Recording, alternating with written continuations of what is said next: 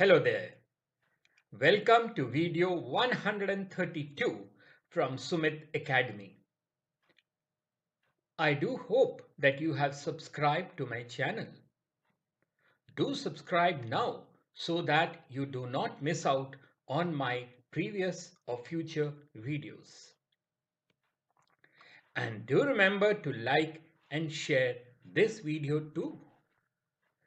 And if you want to drop in a line, I shall always be available at sumitacademy20@gmail.com. To make your task a little easier, here is a complete list of all the 132 videos available on my YouTube channel. The list is divided into the playlists under which they are available. Do have a look.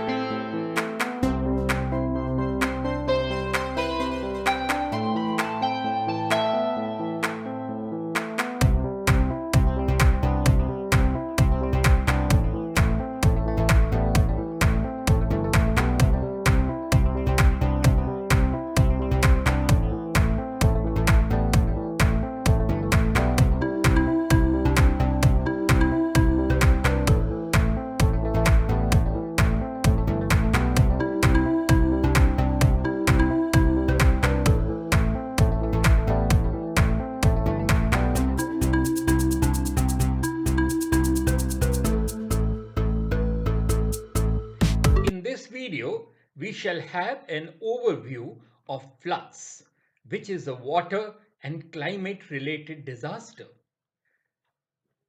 Its causes, effects, mitigation strategies, and governmental efforts. Please do note that this topic will be discussed over 3 videos.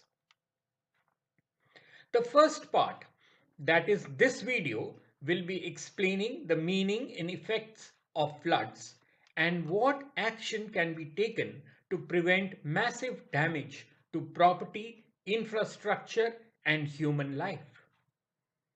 The second video will deal with the National Disaster Management Guidelines on the management of floods, which was issued by the government in January 2008. The third and final video on the subject will deal with the National Disaster Management Guidelines on the management of urban flooding, which was issued by the government in September 2010. So let's begin by understanding about floods. Floods are among Earth's most common and most destructive natural hazards.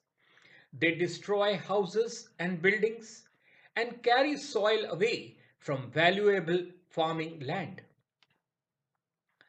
Floods can also contaminate drinking water and lead to diseases. They are often caused by rivers, but Overflowing lakes and seas can also cause flooding. Floods have been a recurrent phenomena in India and cause huge losses to lives, properties, livelihood systems, infrastructure, and public utilities. Among all disasters that occur in India, river floods are the most extensive and devastating. So, how do floods develop? A flood occurs when water overflows or inundates land that's normally dry. Excessive rain, a ruptured dam, or rapid ice melting in the mountains can overwhelm a river and send it spreading over the adjacent land, which that is called a floodplain. Coastal flooding occurs when a large storm or tsunami causes the sea to surge inland. You may have observed in history that despite flooding, important ancient civilizations did come up along the banks of major rivers. Now, this is because floods are an important part of the hydrological cycle. Precipitation is the ultimate source of surface water. Flooding, particularly in river floodplains, is as natural as rain and has been occurring for millions of years. Famously fertile floodplains lie the Gangetic Belt, the Mississippi Valley in the American Midwest, the Nile River Valley in Egypt, and the Tigris Euphrates in the Middle East have supported agriculture for millennia because annual flooding has left millions of tons of nutrient rich silt deposits behind.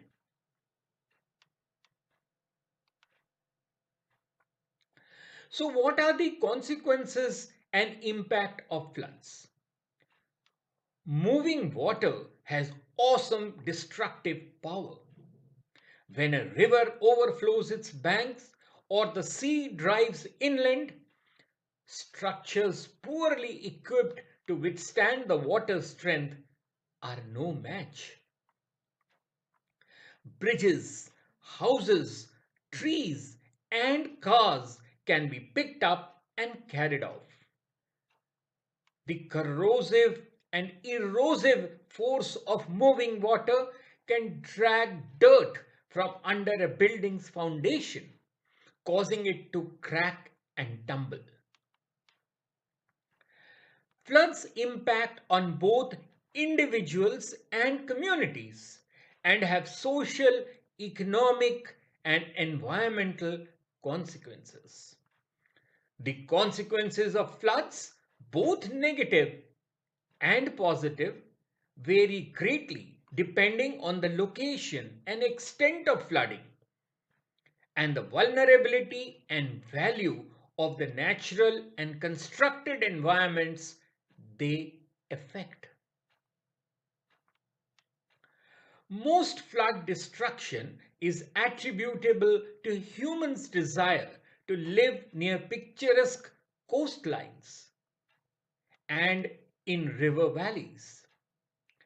Aggravating the problem is a tendency for developers to backfill and build on wetlands that would otherwise act as natural flood buffers. The immediate impact of flooding include loss of human life, damage to property, destruction of crops, loss of livestock, and deterioration of health conditions owing to waterborne diseases. As communication links and infrastructure, such as power plants, roads, and bridges, are damaged and disrupted. Some economic activities may come to a standstill. People are forced to leave their homes and normal life is disrupted. Similarly, disruption to industry can lead to loss of livelihood.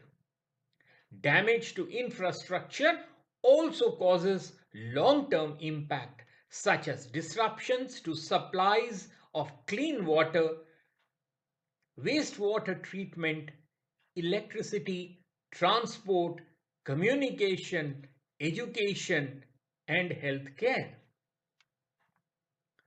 Loss of livelihood, reduction in purchasing power, and loss of land value in the floodplains can all leave communities economically vulnerable.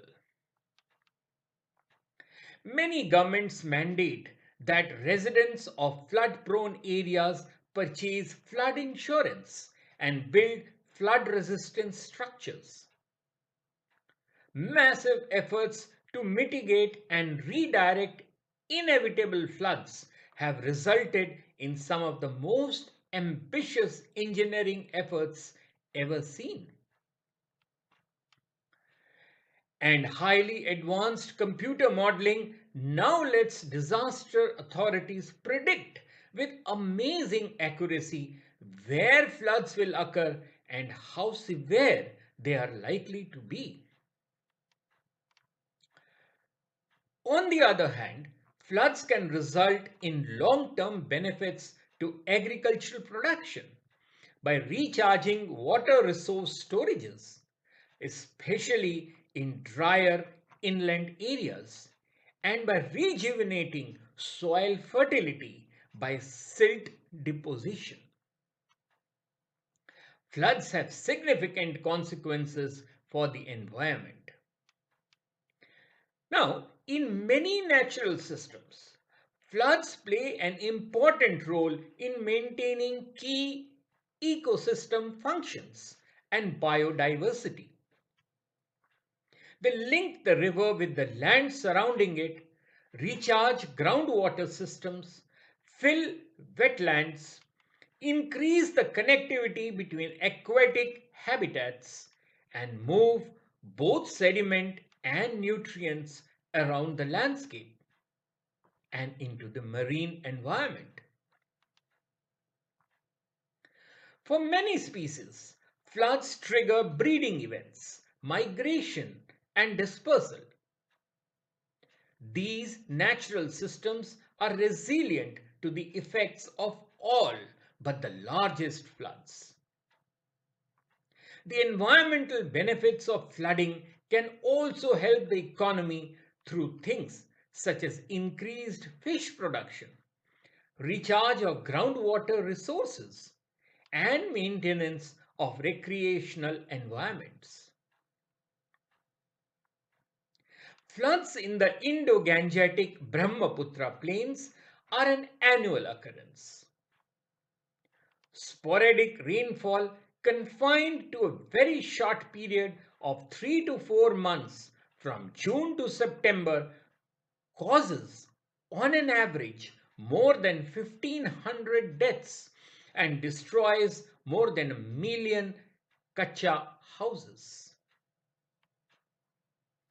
Extensive deforestation, excessive siltation of rivers, and encroachment by expanding population are the primary causes of floods in many parts of the country. Floods are a perennial problem in at least 5 states: Assam, Bihar, Odisha, Uttar Pradesh, and West Bengal. The frequency of major floods is more than once in every 5 years. On account of climate change, floods have also occurred in recent years in areas that are not normally flood prone. Even drought prone areas of Rajasthan have now been experiencing floods. Our next question is as to how do floods occur?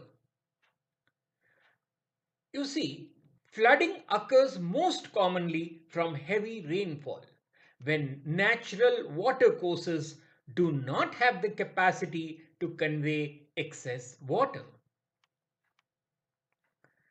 Floods can result from other phenomena, particularly in coastal areas where inundation can be caused by a storm surge associated with a tropical cyclone, a tsunami, or a high tide coinciding with higher than normal river levels.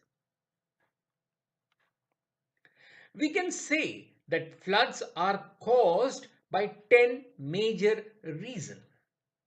These are: first, continuous heavy rains; second, bad drainage facility; third, blocking of river channels by landslides; fourth, narrowness of the river; fifth, change in the course of the river; and sixth, inefficient engineering design in the construction of embankments, dams, and canals. The seventh cause can be destruction of mangroves and tropical trees, which do not grow back, deforestation, and removal of root system. Eighth, sediment deposit or silting of the river bed. 9.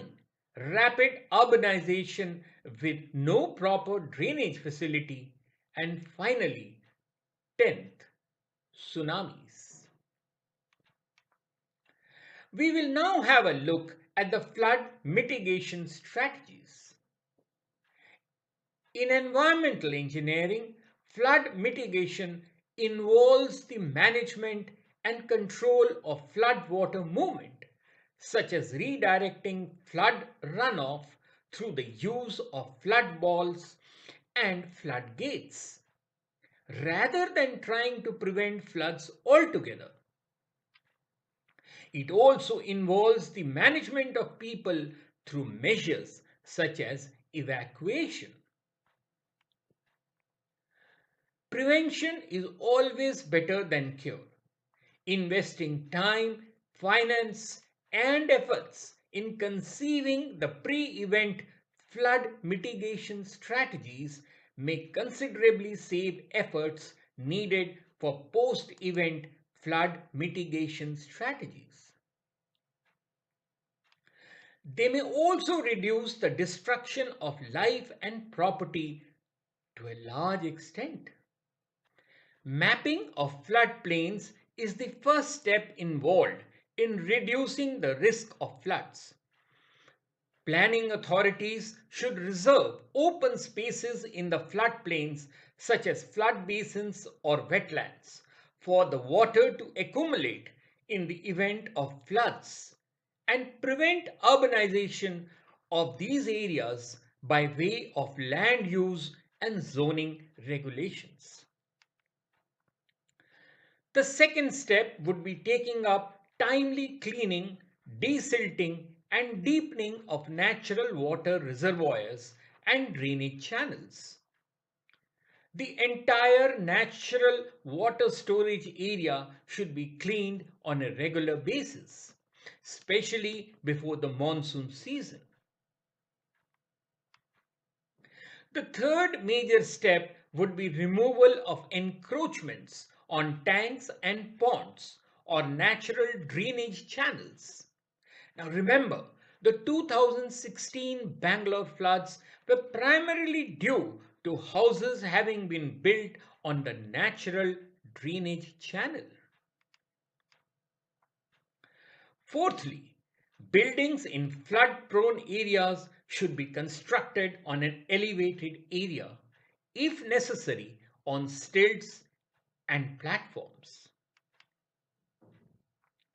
The fifth step involves construction and protection of flood protection embankments and ring bunds around natural water retention basins, dams and levees. What are levees? An embankment built to prevent the overflow of a river. These can be constructed to reduce the chances of lower plains getting flooded. In the sixth step, flood control measures can be taken by reforestation, protection of vegetation, and cleaning of debris from streams. Seventh, buildings constructed with earth-based materials or using stone and brick in mud mortar are highly vulnerable to damage in heavy rains and floods, as are huts made of biomass material like bamboo, leaves, thatch, or light metal sheets. The government can take steps to help such people in constructing better quality houses. For pre-flood as well as post-mitigation strategies, the government should serve as a one-point contact, coordinating between various city agencies such as the Weather Bureau, the telephone departments, media such as radio and television, electricity department, civic amenities department, port authorities, and roads department, as these departments are responsible for the normal functioning of the city. The government should also formulate policy guidelines and institutionalize a suitable coordination mechanism between the various agencies, the city police department, and rescue operations team that are concerned with the disaster management in real time. In fact, each level of the government has a different role to play in flood vulnerability reduction. The government should define an institutional framework with the participation of local, regional, and national, and even international entities such as various relief organizations, and strengthen the monitoring systems for climate change and floods, while institutionalizing the warning mechanisms. Important steps in this regard would be decentralizing the decision making process to the local level, transferring financial resources, and enhancing the technical expertise of the flood mitigation team. The private sector too could be involved both in the pre and post flood situations. Depending upon the degree of the economic activity in which the private organizations are involved and the amount of revenue generated by these activities, the organizations should have different incentives to engage in vulnerability management. We now move on to the field of flood forecasting. Flood forecasting and warning are the most important, reliable, and cost effective non structural measures for flood mitigation. Several types of data can be collected to assist hydrologists predict when and where floods may occur. These include monitoring the amount of rainfall occurring on a real time basis, monitoring the rate of change in river stage on a real time basis, which can help indicate the severity and immediacy of the threat. Knowledge about the type of storm producing the moisture, such as duration, intensity, and extent, which can be valuable for determining possible severity of the flooding. Knowledge about the characteristics of a river's drainage basin, such as soil moisture conditions, ground temperature, topography, vegetation cover, and impermeable land area, can also help to predict how extensive and damaging a flood might become. The Central Water Commission (CWC) has been entrusted with monitoring of flood situation in the country during the monsoons by observing water levels and discharges along the major rivers in the country and issuing flood forecasts to the local administration. Annually, over 6,000 flood forecasts and advance warnings are issued by the Commission's regional offices. The flood forecasting network covers all the major flood prone interstate river basins in the country. The Central Water Commission has categorized various flood situations into four different categories, namely low, moderate, high, and unprecedented, depending upon the river water level with reference to warning level, danger level, and highest flood level. Inflow forecasts are issued for 28 dams, reservoirs, and barrages in various river basins in the country. The project authorities have identified the threshold inflow limits for issue of forecast, considering various factors such as the safety of the dam, status of reservoir and downstream channel, and canal requirements. You may well ask as to what happened to India's flood management plan. There is no national level flood control authority in India. 43 years after the country's first and last Commission on Floods was constituted. Rashtriya Barh Ayog (RBA) or the National Flood Commission was set up by the Ministry of Agriculture and Irrigation in 1976 to study India's flood control measures. After the projects launched under the National Flood Control Program of 1954 failed to achieve much success. In 1980, the RBA made 207 recommendations and 4 broad observations. First, it said there was no increase in rainfall in India, and thus the increase in floods was due to anthropogenic factors such as deforestation, drainage congestion, and badly planned development works.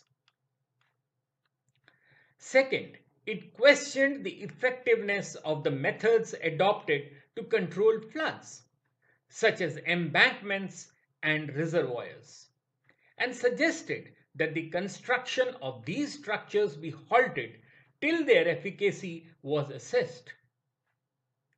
However, it did say that embankments could be constructed in areas where they were effective.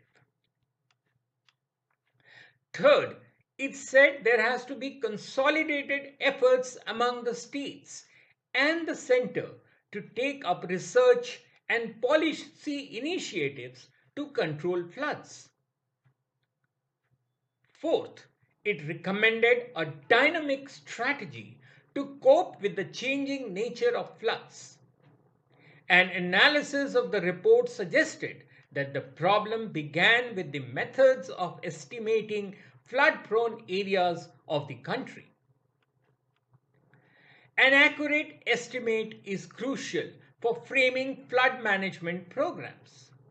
The RBA estimated that the total area vulnerable to floods in 1980 was around 40 million hectares.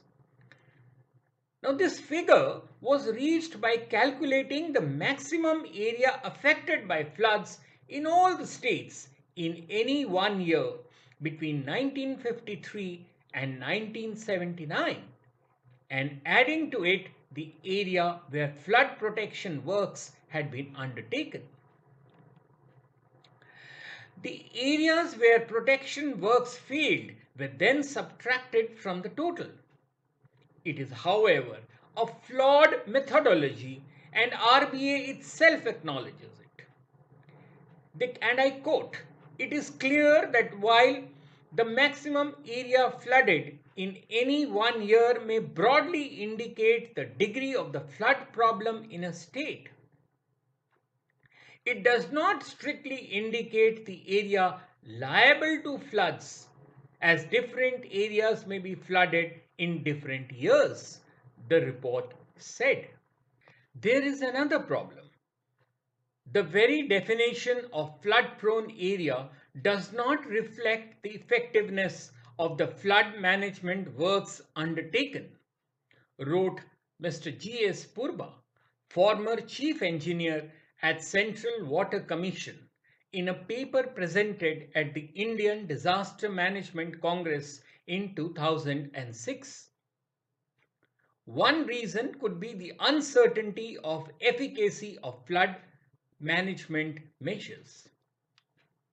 Despite its flaws, the method continues to be used.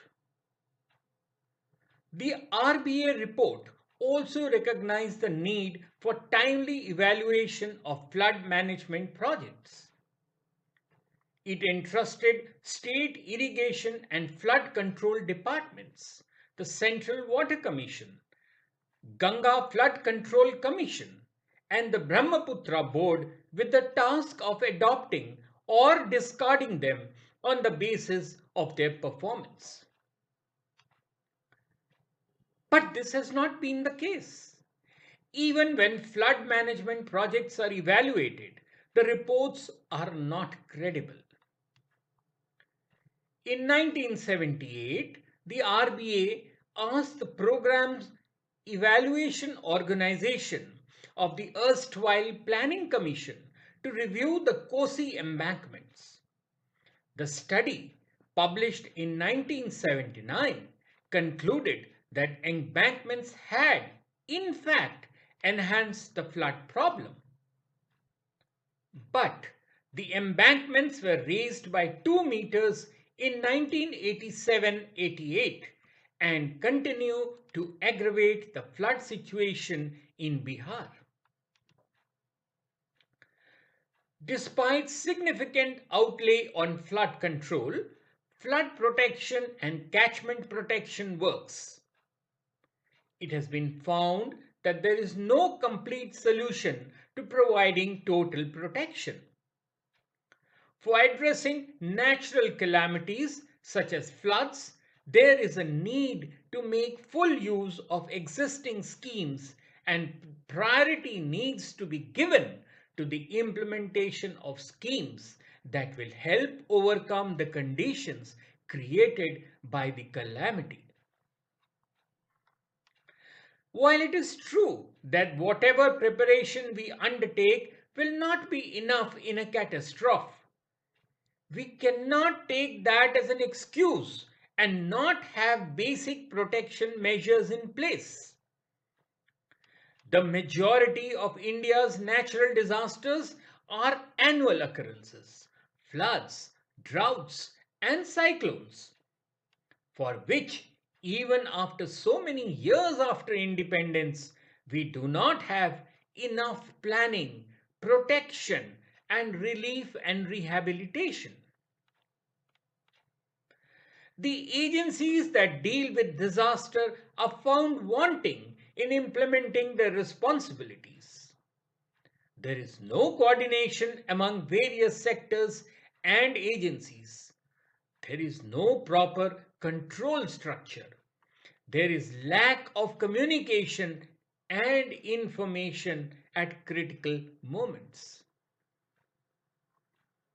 All these and more need to be addressed and steps taken so that when any part of the country encounters a disaster, the suffering of the people is minimized through a strong infrastructure and timely relief and rehabilitation.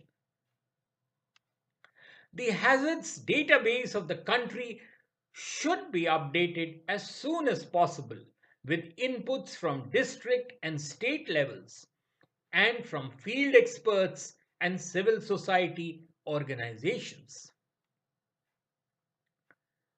With increasing urbanization, India is in a vulnerable situation of facing disasters year after year.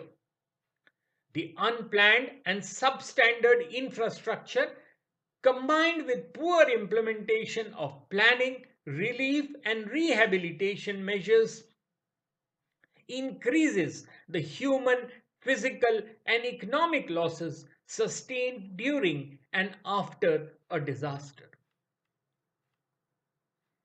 It is high time that we wake up to reality and enforce strict measures to reduce losses on all fronts. Accountability at all levels is the need of the hour, while the economically stronger sections of society will have more resilience in bouncing back to near normalcy from a disaster as a community. It is the economically weaker and vulnerable, the elderly people, women, children, and the differently abled sections that are hit the most during and even many years after a disaster occurs. Well, that's all from me in this video, which is part 1 of a 3-part series on floods. Do look out for my next, the second video on the series on the National Disaster Management Guidelines on Floods, and then the third video on National Disaster Management Guidelines on the management of urban flooding. This video is based on the information freely available on the internet. No originality is claimed for the same. The intention of this video is only to prepare candidates for answering examination questions on the subject. Do like and share this video and do subscribe to my channel now so that you do not miss out on my previous or future videos. And if you wish to drop in a line, I shall always be available at sumitacademy20@gmail.com. Till later then, cheerio.